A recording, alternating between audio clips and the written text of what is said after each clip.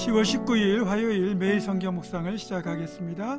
오늘 함께 나눌 말씀은 출애굽기 33장 12절에서 23절의 말씀입니다. 출애굽기 33장 12절에서 23절 말씀을 제가 봉독합니다.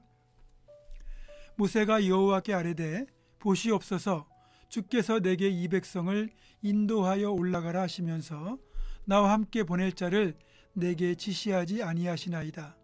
주께서 전에 말씀하시기를 나는 이름으로도 너를 알고 너도 내 앞에 은총을 입었다 하셨사온즉 내가 참으로 주의 목전에 은총을 입었사오면 원하건대 주의 길을 내게 보이사 내게 주를 알리시고 나로 주의 목전에 은총을 입게 하시며 이 족속을 주의 백성으로 여기소서. 여호와께서 이르시되 내가 친히 가리라. 내가 너를 쉬게 하리라.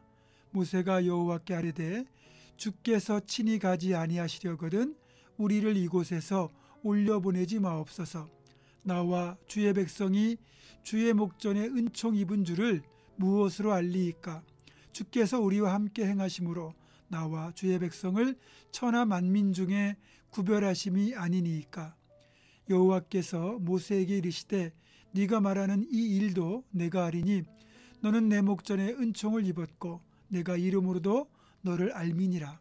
모세가 이르되 원하건대 주의 영광을 내게 보이소서.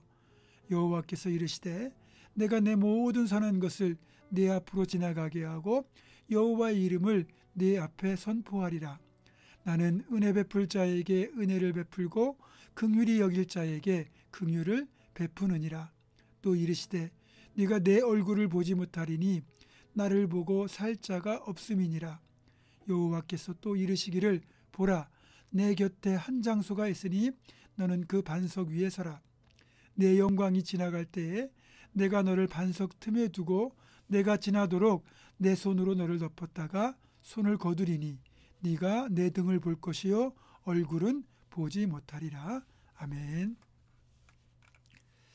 오늘 본문의 앞에 있는 32장 34절을 보면 하나님께서 워낙 마음이 상하신 탓에 이스라엘 백성들을 친히 이끌어 가나안 땅까지 동행하시겠다는 계획을 철회하셨다는 것을 알 수 있습니다. 이제 가서 내가 네게 말한 곳으로 백성을 인도하라. 내 사자가 네 앞서 가리라. 그러나 내가 보응할 날에는 그들의 죄를 보응하리라.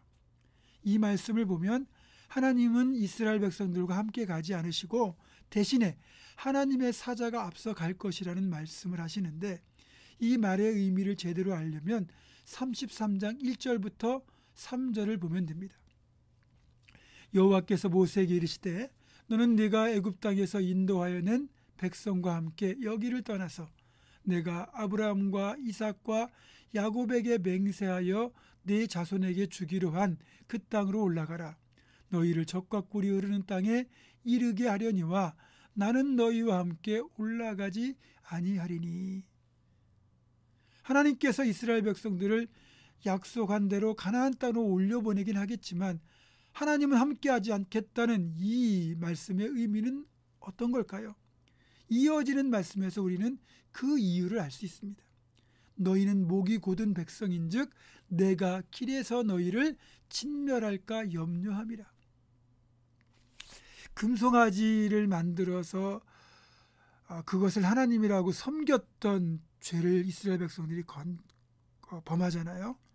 그것 때문에 이스라엘 백성들이 진멸당할 위기에 처했을 때 모세의 목숨을 건 중보기도로 하나님이 진노를 거두시긴 했지만 이렇게 하나님을 배반하고 금송아지를 숭배한 이스라엘 백성들에 대한 하나님의 서운함, 분노가 여전히 남아있기 때문에 만약에 가나안 땅으로 가는 도중에 이스라엘 백성들이 또 하나님의 마음을 아프게 하는 일을 저지를 경우 그때는 하나님께서 이들을 용서하지 않고 진멸할 수도 있을 것이라는 염려 때문에 하나님이 이런 말씀을 하신 거예요. 여러분 그런 경험이 있잖아요. 너무너무 화가 나는 일이 있어요. 누가 나에게 엄청난 잘못을 저질러서 정말 세상 말로 죽이고 싶을 정도로 화가 날 수 있습니다. 그래도 내가 예수 믿는 사람이니까 어떻게든 참고 또 참고 용서해 주려고 애를 씁니다. 그나마 그 사람이 내 눈에 안 보이면 어떻게든 참겠는데 자꾸 내 눈앞에 얼쩡거리면 그 사람을 볼 때마다 참고 억눌렀던 화가 치밀어 오르고 피가 거꾸로 솟는 것 같습니다. 그래서 그 사람이 자꾸 내 눈에 보이면 차라리 내가 그 사람을 안 보려고 내가 피하고 말잖아요. 지금 하나님께서 하신 말씀이 이런 경우라고 볼 수 있습니다. 이스라엘 백성들이 지금은 잠깐 뉘우치는 것처럼 보이지만 또 죄를 짓게 되면 참으셨던 하나님의 분노를 다시 자극할 것이고, 그러면 그때는 이들을 용서하지 않고 진멸하실 가능성이 매우 큰 상태입니다. 결국 이스라엘과 함께 가지 않겠다는 하나님의 이 말씀은 하나님께서 그만큼 많이 화가 나고 실망이 크셨다는 것을 우리들의 언어로 알려주고 계신 거예요. 그리고 여기에서 우리가 한 가지 더 눈치를 채야 되는 게 있습니다. 하나님의 진노하심이 워낙 크긴 하시지만 하나님께서도 모세에게 하나님의 결정을 번복할 수 있도록 기회를 주고 계신다는 사실이에요. 이를테면 화가 난 사람이 이렇게 말하잖아요. 나 말리지 마, 나 붙잡지 마. 이런 말을 할 때는 무슨 뜻일까요? 나 좀 말려줘, 나 좀 붙잡아줘, 그런 뜻인 겁니다. 하나님의 마음이 그런 거예요. 모세는 하나님의 본심을 너무나도 잘 알고 있고, 그래서 하나님이 주신 말씀을 근거로 지금 동행해달라고 기도에 매달리는 겁니다. 그래서 우리가 하나님의 마음을 잘 알고 눈치를 챌 줄 알아야 됩니다. 에레미야 선지자는 에레미야애가 3장 32절과 33절에서 이 사실, 즉 하나님의 마음을 기가 막히게 간파하고 있습니다.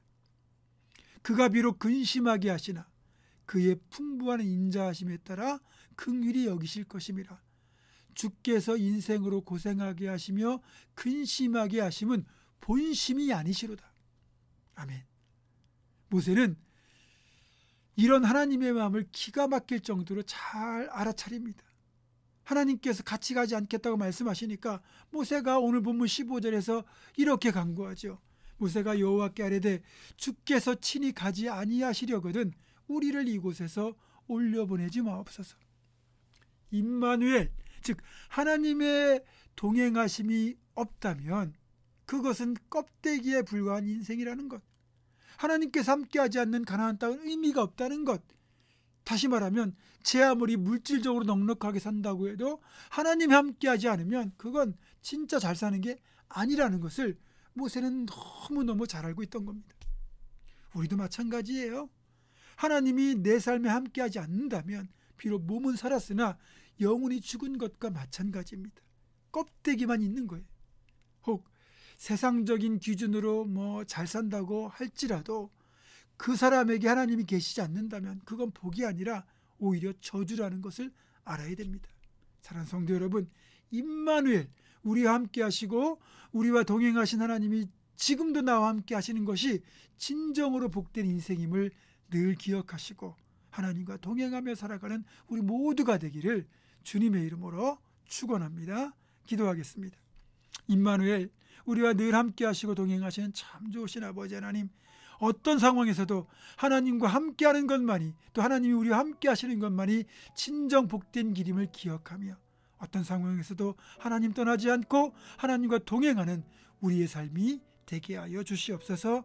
예수님의 이름으로 기도하옵고 이제는 우리 주 예수 그리스도의 은혜와 하나님의 사랑과 성령의 교통하심이 하나님이 내 삶에 늘 함께하기를 간절히 소망하며 그 임마누엘 하나님을 늘 내 곁에 모실 것을 결단하는 사랑하는 모든 성도들, 이들의 삶과 가정과 생업과 우리 교회 위에 지금부터 영원토록 함께 하시옵기를 간절히 축원하옵나이다. 아멘.